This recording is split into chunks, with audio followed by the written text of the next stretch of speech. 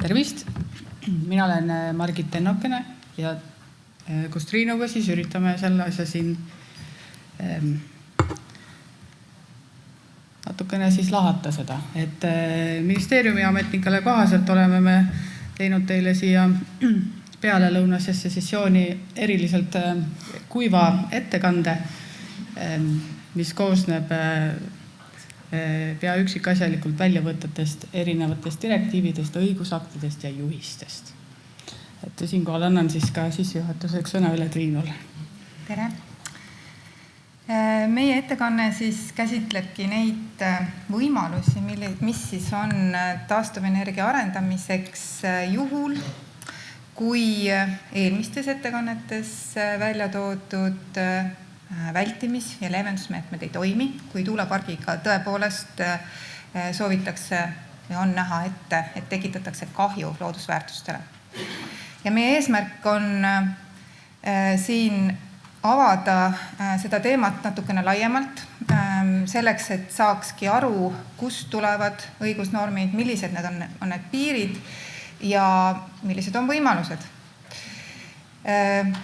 Ja kuivõrd me räägime õigusruumist, õigussätetest, siis paraku on nii, et õigusvaidlustes taandub vaidlus sellele, kuidas on sõnastatud õigussätted ja sellest tulenevalt siis ka meie ettekande tõesti võib-olla keskmisest rohkem me näitame väljavõtteid konkreetsetest sätetest selleks, et tuua välja mingisugused nüansid just, et see päris niisugune meelevaldne tõlgendamine, et miks see ei sobi. Ja sellest siis tulenevalt saame me ära näidata ka need piirid just, et mis on võimalik ja mida ei ole võimalik teha. Aga alustame algusest. Jaa, et kõigepealt siis, kui siit rahvast küsida näiteks, et mis on avalik huvi, siis võib-olla keegi hüüab, et riigikaitse, siis keegi hüüab, et taastuvenergeetika, aga et meeldetuletuseks tegelikult tahtsime siia kõik ette panna ka selle, et looduskaitse on ka ikkagi avalik huvi. Ja see tuleneb meie enda armas põhiseadus, kus me oleme seda niimoodi defineerinud, ja samamoodi ka Euroopa Liidu õigusest, ehk siis see samane liidu leping ja toimimise leping samamoodi defineerivad looduskaitse kui avaliku huvi.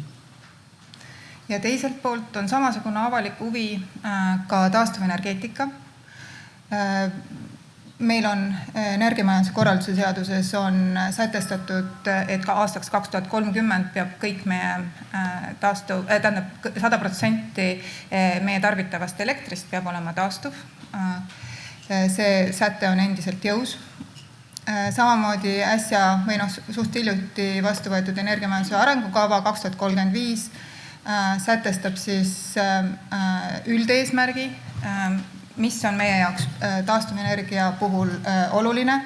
Puhas energia, samamoodi seotud siis ka keskkonnaga kliimamuutuste pidurdamisel. Meil on oluline energiajulgeolek, elektriga varustatus on elutähtis teenus. Seega on meil kahe konkureeriva avaliku huviga tegemist. Ja enamasti tegelikult tuleb ikkagi rõhutada, et enamasti need avalikud huvid saavadki rahulikult teineteise kõrval eksisteerida. Konflikti üldjuhul ei ole.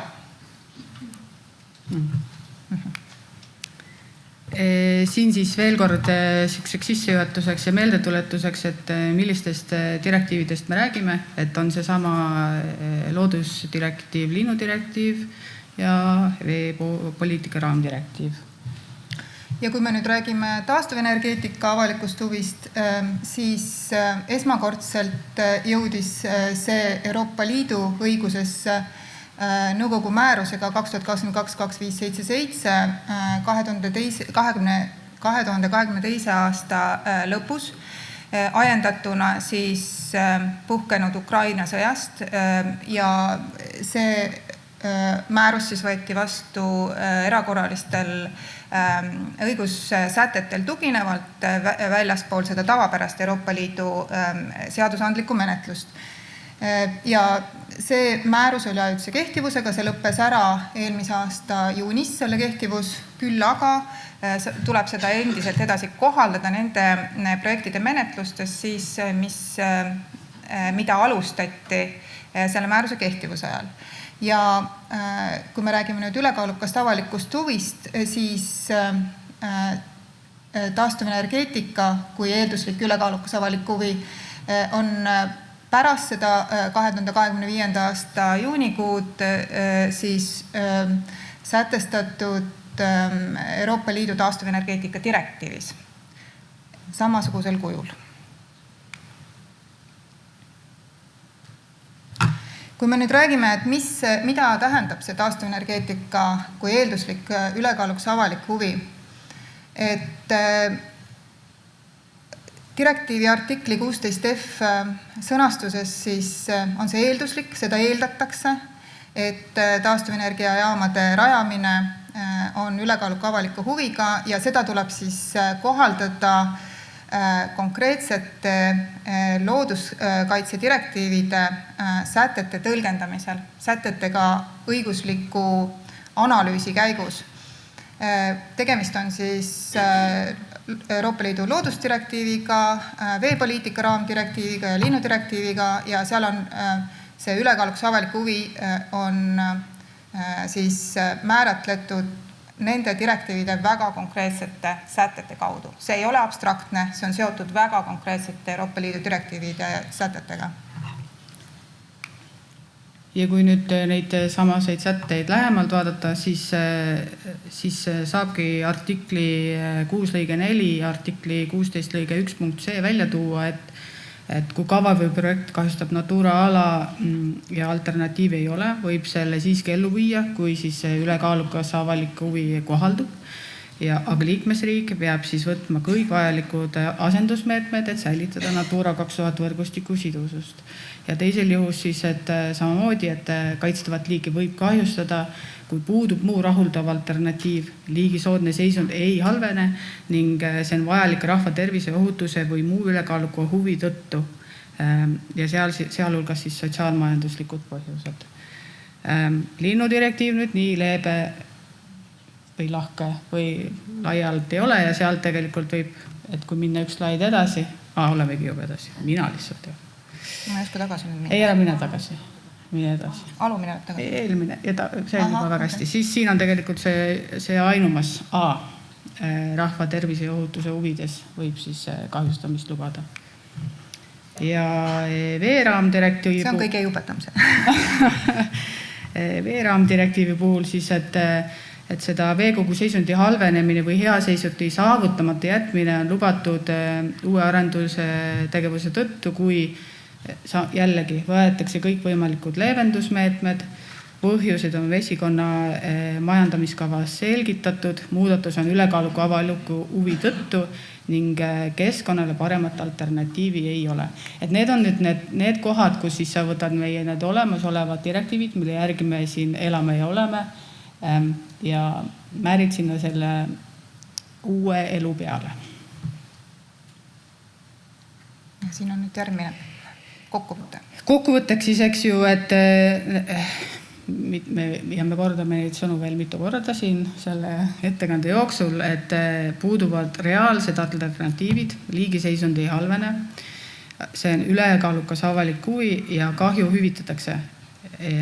Ja siis nüüd see taastuvenergeetika pool siis toob sinna juurde, et eelduslikult on taastuvenergeetikal see, ja see on nüüd nendest 4 siis ainsam, kus siis öeldakse, et see eeldus on olemas. Kõik ülejäänud tuleb täpselt sama vormi järgi teha nagu siiani. Ja mida siis tähendab see eelduslik avalik huvi, et taastuvenergeetika projektide elluviimiseks on siis eelduslikult avalik huvi suurem, kui on avalik huvi loodusväärtuste kaitseks. Aga mida tähendab sõna eelduslik? Seda, et eelduse paikapidavust peab siiski iga üksikjuhtumi puhul kontrollima. Ja kontrollimine siis peab olema jälgitav, põhjendatud, argumenteeritud. Ja nüüd, kuivõrd selle eelduse paikapidavus on direktiivi kohaselt siis nende loodusdirektiivide suhtes olemas, et see tähendab õiguslikus mõttes seda, et tõendamiskoormus on ümber pööratud. Et kui tavapäraselt, kui arendaja soovib tegevusluba projektile, millega kaasneb kahju, ta peab ise siis selgeks tegema, tõendama otsustajale, et miks see on oluline avalikkuse seisukohast, aga antud juhul on see eeldus pööratud siis teistpidi, et vastupidi, seda arendama tõendama ei pea, et tegemist on avaliku huviga ja et see on ülekaalukas, küll aga on see tõendamiskoormus siis riigil, ehk siis haldusorganil, kes peab vajadusel tõendama siis vastupidist. Miks ta arvab, et see ei kehti? Miks ta arvab, et huvi looduse kaitseks on suurem, kui on huvi taastuvenergeetika arendamiseks? Ja siis selleks, et seda ülekaaluka avaliku huvi eelduste kontrolliks on siis vaja kaaluda erinevaid aspekte. Ja selle eelduste paikapidavuse kontroll tähendab seda, et seda teeb haldusorgan, kuna teatud olukordades on siis ette näha, et loodusväärtuste kahjustamine on olulise mõjuga ja selleks praegu veel annab siis direktiiv ka aluse, seesama, mis on siin välja toodud, et riik saab siis teatavaid erandeid siis nõuda või paika panna ja järgmisel slaidil on need lahti ka praegu veel siis selgitatud. Et esiteks on see, et Eesti on öelnud, et hüdroenergia ei ole meie jaoks alternatiiv, mida me kaalume, kuna see on nii suure keskkonnamõjuga ja me oleme välja toonud ka siis alad, kus me näeme, et loodusväärtused on ikkagi olulisemad kui taastuvenergeetika. Et teataval määral on siis huvide kaalumine juba seaduse tasandil ära tehtud, et võtta nagu otsustajalt ka see tõendamiskoormust nagu vähemaks ja teisipidi, et ei oleks ka ootusi, võib-olla et kõigil oleks nagu selgus, et õigusselgus oleks parem, et milliste tegevuste puhul väga suure tõenäosusega see ülekaaluks avalik huvi taastuvenergia puhul siiski ei kehti, et loodusväärtustele tekitatud kahju oleks suurem.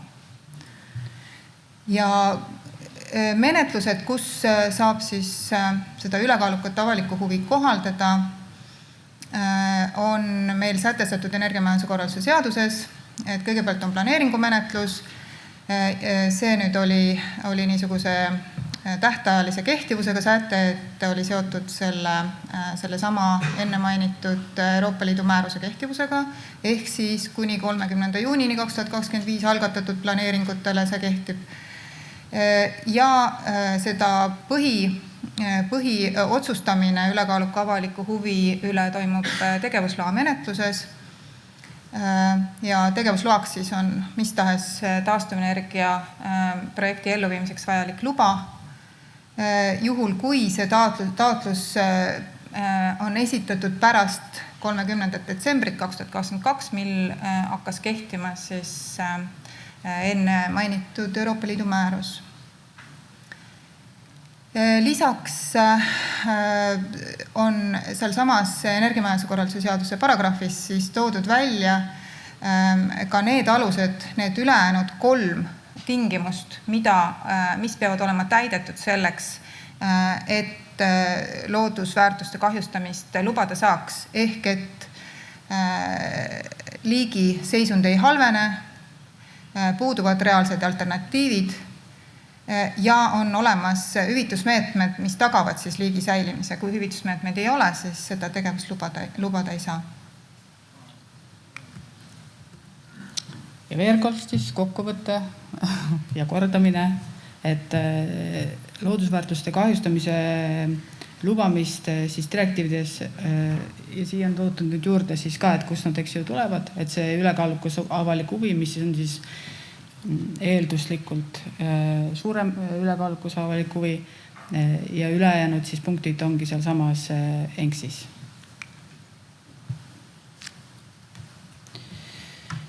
Nii, ja siis siin seltskonnas on muidugi huvitav seda rääkida, aga et liik versus siis isend, et silmas siis tuleb pidada, eks ju, liigi seisundit, mitte siis isendit, kui me räägime kahjustamisest. Ja loomulikult meil on nii halvas seisus liike, et ka ühe isendi kahjustamine mõjutab kogu populatsiooni, aga et siit kategooriate ülevaatamine, eks ju, ka praegu mingil määral käib, aga siit tegelikult natukese väikese vahe saab tuua esimene kategooria versus teine kategooria. Aga igal juhul seda tuleb siis üle Eestis, et nagu kogu populatsiooni raames hinnata siis, kas kahjustamine saab olla võimalik või mitte. Ja siis teiste valdkondade puhul, mis ei puuduta siis taastuvenergeetikat, eks ju, on see sükene alternatiivide kaalumine olnud siiani väga lai, et Euroopa Kohus on ka teinud selles mõttes otsuseid, kus näiteks, ja ma nüüd ei mäleta, eks ju, kumba pidi see oli, aga et miks te teete selle raudtee, et tehke parem sõidutee, et saate oma kaubad ikkagi veetud. Et see oli niivõrd lai, et seal ei olnud nagu piiranguid sellele, mis nüüd selle taastuvenergeetikaga on nüüd sisse toodud siia. Ehk siis, et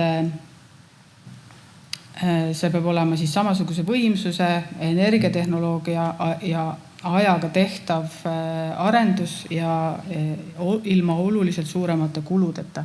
Et see on päris, võrreldes nagu selle eelmise situatsiooniga, see on päris korralik kitsendus, mis puudutab siis alternatiivide kaalumisse nüüd projekti poolt vaadates.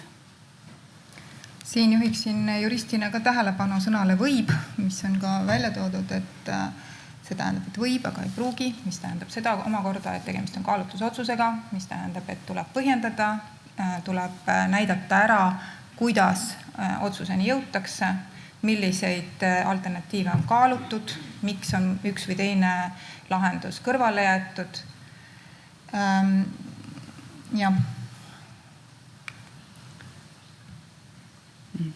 Nii, ja siit nüüd edasi minnes, et kuivõrd see on niivõrd, ikkagi see sõna võib jätab selle nagu suhteliselt ka lahtiseks, aga et kuna, mul jäi enne veel eelmise slaidi juures, ma tahaks märkida seda, et see määrus, mis küll praeguseks on kehtetu, et see alternatiivide kaalumise täpsustus on sealt määrusest, ja nagu ma enne ütlesin, et see määrus ise on kehtetu, aga ta kehtib edasi nende tegevuslubade menetluses, mis algatati siis enne eelmise aasta juuni lõppu, mis tähendab, et teatud tegevuslubade puhul ta kehtib otse ja tegelikult kuivõrd ei ole otsest nagu põhjust või alust kuidagi diskrimineerida neid tegevuslube, mis nagu praegu siis on menetlused või teha kuidagi vahet, siis me tegelikult oleme seda meelt, et seda sama praktikat võiks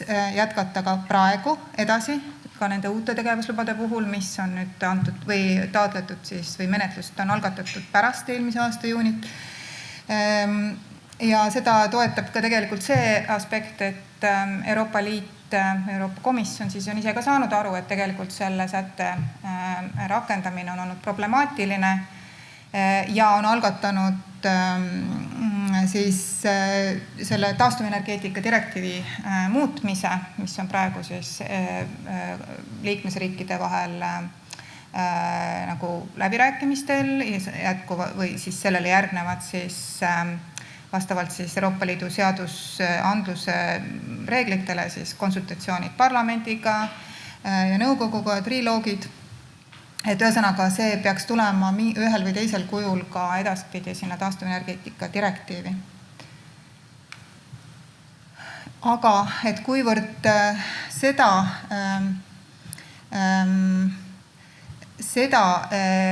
kohustust ikkagi arendajalt see Euroopa Liidu õigus nagu ära ei võta, et kes peab tõendama seda alternatiivide puudumist, siis see kohustus jääb endiselt arendajale.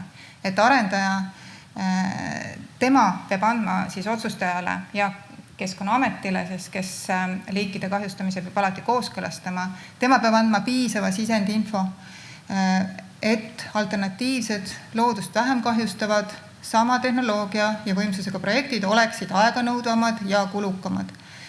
Ja kuidas seda täpselt teha? See jääb kõik nüüd praktika kujundada. Täpseid juhiseid anda ei oska, võib-olla ei peakski. Lõppsõna nii või teisiti ilmselt selgub tulistes kohtuvaidlustes, aga ma rõhutan veel kord, et tegelikult on ikkagi see põhjendamiskohustus oma mõttekäikude läbi analüüsimine, põhjenduste selge esitamine on nagu võtmetähtsusega või nendes protsessides. Ja siis, kui ollakse kõik need projektist tulenevad alternatiivid, eks ju, läbi kaalutud, siis tegelikult tuleb ka rääkida asukoha alternatiivide kaalumisest. Ja praeguses situatsioonis siis meil on nii, et KOV saab seda teha ainult oma territooriumil, aga kui me liigume sealt edasi, siis liikide kahjustamise lubamiseni, siis liigub nagu see teatepolk edasi Keskkonnaameti kätte. Ja nagu ma enne jõudsin mainida, et siis on nagu tegelikult vaja palju suuremalt vaadata kui ainult KOV-i piirid. Ehk et siis tuleb võtta nagu ikkagi Eesti taaskord jällegi ette.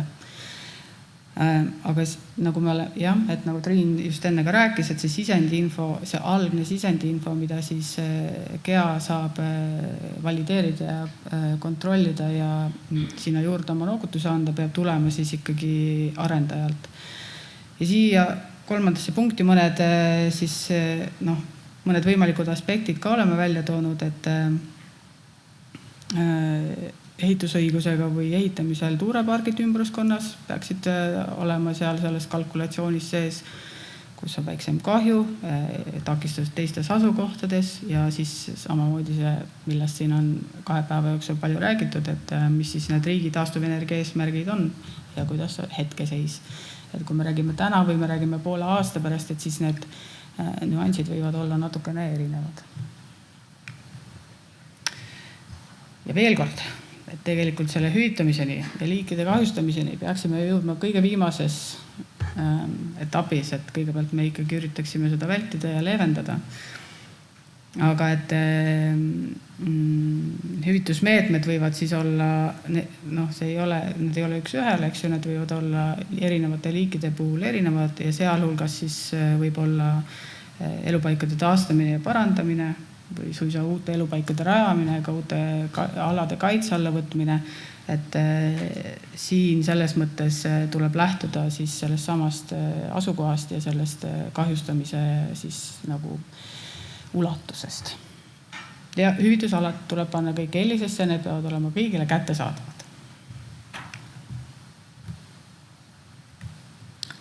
Ja kui me nüüd räägime siis rakendamisest, et kuidas seda ülekaalukat avalikku huvi rakendada, siis planeerimismenetluses kindlasti KSA käigus tuleks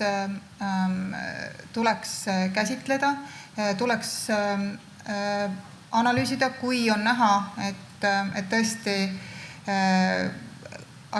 KSA käigus käsitletavate alternatiivide puhul kõik alternatiivid mingil määral kahjustavad. Et siis peab sealt välja tulema see loogika, et valitaksegi siis kõige vähem kahjustavam alternatiiv. Ja ühtlasi peaks sealt välja siis sellisel juhul kooruma ka see, et see hüvitamine antud planeeritud ettenähtava kahjustamise puhul siis on üldse võimalik, et ei kahjustata liigiseisundit ja et need on olemas mingisugused hüvitusalad, reaalsed hüvitusalad, võimalusel, miks mitte ka juba mingid kokkulepped hüvitusalade omanikega. Ja mida veel märgiks, et tegelikult et hüvitusalade nagu leidmine või otsimine, et see ei peakski olema või ei näe nagu põhjust, miks see peaks olema piiritletud ainult selle konkreetse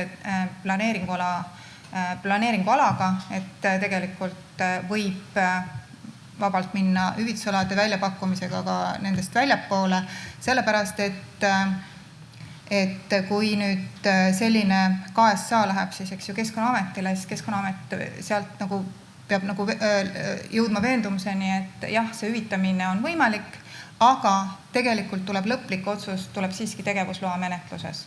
Et see liikide kahjustamine või loodusväärtuste kahjustamise luba antakse ikkagi loa menetluses. Planeering on eeletapp, aga lõppotsus tuleb tegevusloa menetluses.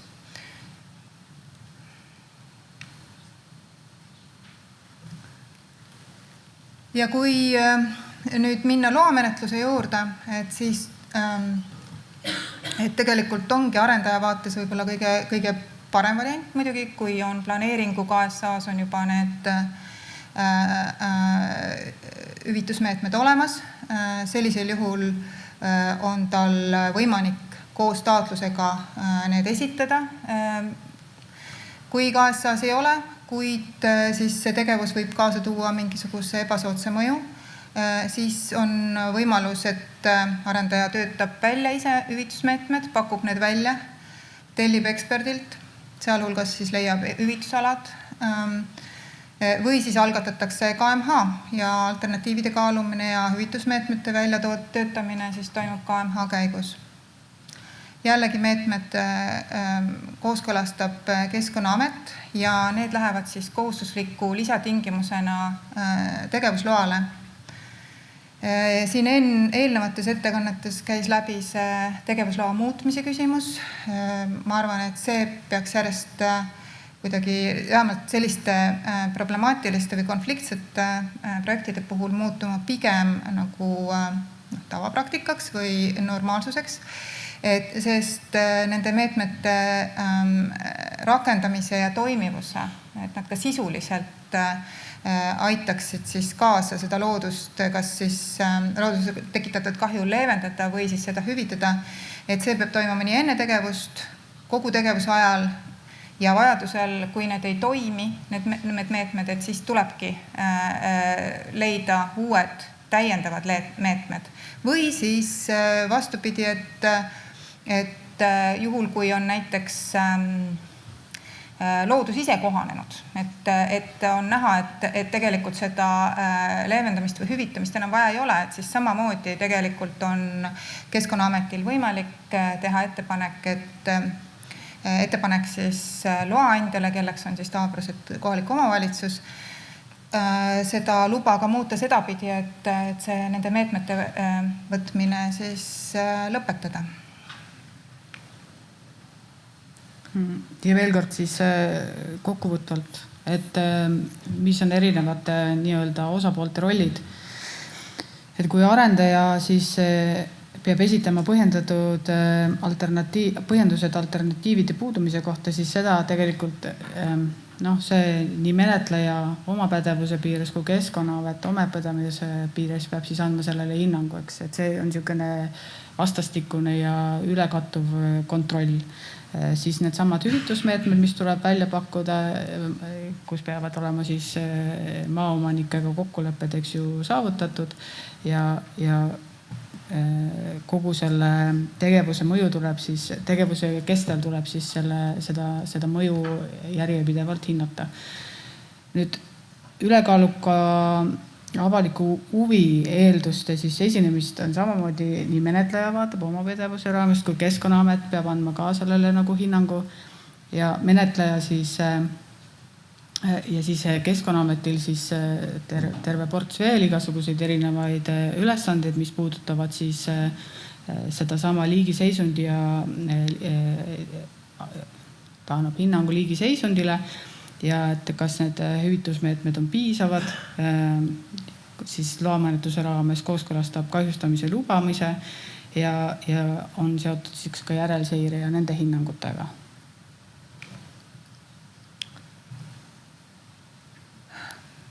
Millised on väljakutsed? Väljakutseid on väga palju, sest ega kui kogu see ülekaaluka avaliku huvi kontseptsioon välja töötati, oli kiirustamine ja kvaliteet ei ole võrdelises seoses.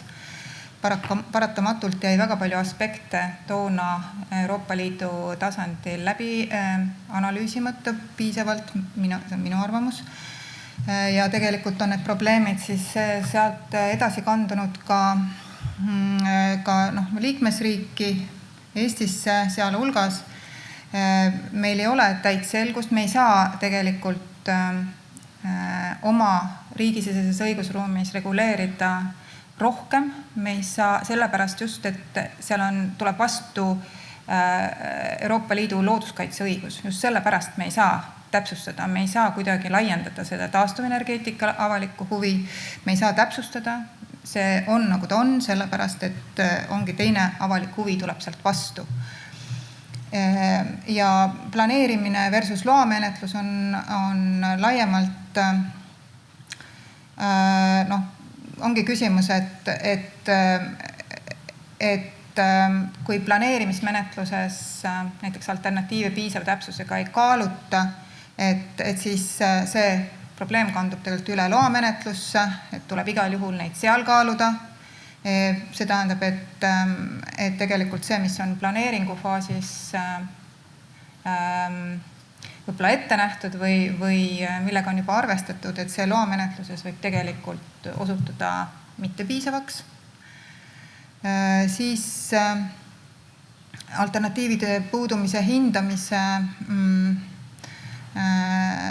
puhul on kavas küll, nagu ma mainisin enne, seda taastuvenergia direktiivi muuta, täpsustada seda alternatiivide kaalumise sätet nii, et tegelikult seda natukene, see sõna võib kaob ära, et praeguse sõnastuse järgi on see nagu kindlas kõneviisis, et see tingimus loetakse täidetuks. Kui palju ta nagu praktikas tegelikult kaasa aitab, tõenäoliselt natuke siiski aitab, sellepärast, et ilmselt see antud aspektis Keskkonnaameti see kaalumis- või see põhjendamiskohustus, mis omakorda siis tuleneb arendaja esitatud infost, et see kindlasti natukene on konkreetsem, piiritletum. Aga kui me nüüd süveneme sellesse, et see alternatiivide kaalumine siiski hõlmab sama aja ja sama kuluga projektide võrdlust, et mida see arendajale tegelikult kaasa toob, kui ta peab seda tõendama siis või põhistama otsustajale või Keskkonnaametile, et üsna niisuguseid detailseid arvutusi, kas just konkureerivate projektide kohta või mingite teiste võimalike projektide kohta, et ma jään siin vastuse võlgu, sellepärast et täpsemalt ma midagi öelda ei oska ja ma arvan, et ei olegi mina võib-olla õige inimene, et seda öelda, sellepärast et ilmselt see kõik sõltub ikkagi väga spetsiifiliselt selle valdkonna nagu nendest erinevatest aspektidest. Ja kindlasti on problemaatiline võib-olla ka hüvitusalade leidmine, et see siin käis ka kuskil eelnevas ettekandes korra juba läbi, et riigi alasid või riigimaid selleks hakkab juba nappima, et kuidas eramaade omanikega kokkuleppeid saavutada. See kindlasti on väljakutse tulevikus. Tahtsin midagi lisada. Aga sellega me praegu siis lõpetasime. Jaa.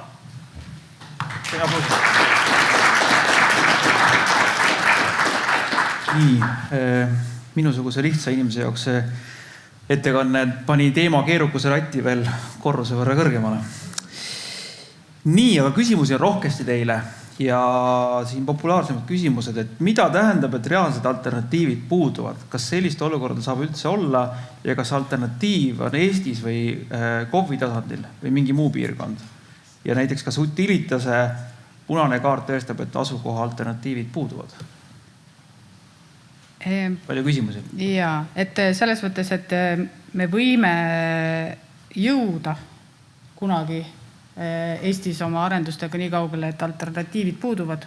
Praegu hetkel me küll veel ei näe, et kui me räägime nüüd asukoha alternatiividest, et seda ei oleks võimalik, neid ei oleks võimalik nagu omavahel võrrelda ja siis leida see, mis on kõige vähem kahjustavam. Nüüd nagu me siin ka välja tõime, siis küsimus ongi selles, et kui teha seda KOV-i piires, siis KOV saab alternatiive kaaluda ainult enda, eks ju, piirides, aga tegelikult kas sinna ja kuidas sinna võtta siis nagu üle-eestiline vaade juurde, et see on natukene jah, nagu teine küsimus. Nüüd need punased kaardid, eks ju, et nagu siin on ka välja toodud, seal on väga palju neid kohti, kus tegelikult on võimalik ikkagi süvenenult kaaluda antud asukohas, et kas ta ikkagi on nüüd nii punane. Et proovime sellest punasest kaardist kuidagi nagu kaugemale vaadata, on minu soovitus. Järgmine küsimus. Kui alati on suures plaanis võimalik tuulepark kuhugi mujale ehitada? Kas ja millal siis seda avaliku ülekaaluka huvi sätet oleks võimalik kasutada? No see natukene kattub eelmise küsimusega, et alternatiivid, kas on võimalik alternatiivsena siis kuhugi mujale ehitada. Et ma lisaks veel sellele, mis Margit enne rääkis, et kui me mõtleme tuuleparkide suurusele, et siis ilmselt on, kuivõrd need kriteeriumid on, eks ju see, et sama võimsus, sama tehnoloogia, sama aeg ja samad kulud, et siis mida suurem on see kavandatav tuulepark, siis tõenäoliselt on sellise tuulepargi paigutamine kuhugi mujale kahtlemata nagu piiratum, seal on vähem võimalusi kui see, et kui me räägime 2 tuuliku paigutamisest, et kui me räägime 2 tuuliku paigutamisest, millega kaasneb loodusväärtustele kahju, et no tõenäoliselt leiaks vähem kahjustava alternatiivi. Ühesõnaga see sisu on siis see, et kui planeerida, mida suuremat planeerida, seda vähem on alternatiive. Siin küsiti ka, et kas alternatiivi eelduseks on tõesti ka sama ajakulu? Nii on. Jah. Küsimus, kuidas hinnatakse tuuleparkide puhul mõju liigi seisundile? See on nüüd küsimus pigem nagu mõjuhindajatele. No võib-olla siin on mõeldud seda, et see liigi seisundi halvenemine, eks ju, seda lubada ei saa, et siin ühe slaidi peal oli ka näha, eks ju, et see sõltub liigi seisundist, et kui on esimese kategooria liik, millel on ainult võib-olla 7 või 10 isendit kogu Eesti peale, siis kahtlemata iga isendi nagu häirimine või hukkumine juba mõjutab liigi seisundist, sellist tegevust lubada ei saa. Et kui me räägime ma ei tea, 500 isendiga liigist, eks ju, et siis võib-olla kui seal tuulepargis on näha, et võib-olla üks hukkub või midagi, et siis kindlasti see mõju on teine. Kes peab tõendama või välja pakkuma selle, et ülekaalukas avalik huvi eksisteerib või seda printsiipi on asjakohane rakendada?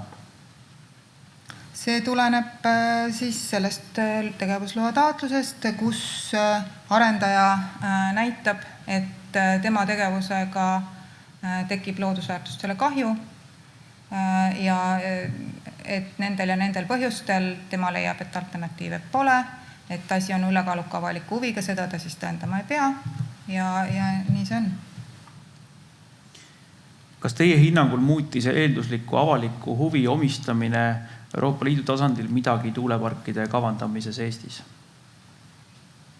Seni vist väga ei ole midagi muutunud selles osas. Me oleme natukene jaastume esimesi samme nagu. Aga võib-olla see polegi halb. Meie arendajad on leidnud ikkagi kohti, kus kus vähemalt loodusväärtustega ei ole neid konflikte võib-olla nii palju. See on olnud siiamaani, ma saan aru ka eelnevatest ettekannetest ikkagi prioriteet, asukoht leida selline, kus konflikte ei ole. Kas alternatiivi kulukust hinnatakse koos hüvitusmeetmetega? Ei hinnata. Või selles mõttes, et alternatiivi kulukus. Ei oskagi päris... Kui tohib täpsustada, ma küsin selle küsimuse, et hüvitusalad ka maksavad järgi. Nad ei ole riigimaal, nad ei ole eramaal, aga selle ala piirangute seadmine seal alal toob kaasa mingisugused kulud. Ja kas see võetakse kulude hindamisel aluseks? Ühe projekti kulukus, teise projekti kulukus? See on hea küsimus. Siiamaani pigem ei ole. Selles mõttes, et see samane ja minu arust ei ole siiani võetud, et süksid arutelusid nagu otseselt ei ole isegi. Aga see ei ole ka olnud siiamaani kuskil mingi, see alternatiivide kaalumisel ei ole kulukus kunagi olnud, eks ju, lubatud kui argument. Ja, see on nüüd alles. Et selles mõttes on nii uus regulatsioon, nagu et meil tegelikult ka praktika puudub. Et varem, sa võisid ka nagu varem kuu pealt endale energiat tuua, eks ju, et selles mõttes. Nüüd sa pead samade rahadega saama selle sama koguse kätte. Ma küsin sellise küsimuse, kas Eestil on kujunenud või kujunemas visioon, millised on liikide kahjustamise siseriiklikud aktsepteeritavad piirmäärad ehk lävendid, mida erinevate arenduste vahel nii-öelda jagada? No, siin nende 2 päeva jooksul tegelikult me oleme ju kuulnud erinevaid ettepanekuid, mis need võiksid olla. Selles mõttes, et riiklikult praegu ma ei tea, et kuskil öeldaks, mitu mustkurge on see aktsepteeritav piir, et kuidagi ei tahaks üldse sinna jõudagi. Ei tahaks jõuda? Selles mõttes, kui nagu liikide kahjustamine võiks olla see kõige viimane asi, kuhu me jõuame, et praegu hetkel Eestis ikkagi tõenäoliselt on võimalik leida piirkondi, kus me ei pea seda tegema. Siin on tegelikult veel päris palju küsimusi, ma vaatan, palju meil aega on. Siin oli küsimus näiteks ka taastuvenergia liikide all, mis on ümbritseva keskkonna energia? Kas see oli kuskil? See on mõeldud soojuspumpi, et maasoojus ja vesi. See on nüüd selgitatud. Siin oli huvitav muidugi küsimus inimese poole. Kas ülekaalukas avalik huvi ei anna alust asulatesse tuugenite ehitamise nimel regulatsioonide ümber tegemiseks? Liigi seisund oluliselt ju ei halvene. See tuli ka enne välja, et ka inimene on liik. Ja, et kui võtta ära kõik need müra, varjutus ja muud normid, mis praegu nagu inimeste elukohtadel on ja siis ei oska. Me ei ole pädevad sellele küsimusele vastu. Arusaadav. Küll, sest et inimesel kui riigile sellest ei juhtu mitte midagi. No just. Ma arvan, et selle mõttega me praegu siin lõpetame ja läheme edasi. Suur aitäh!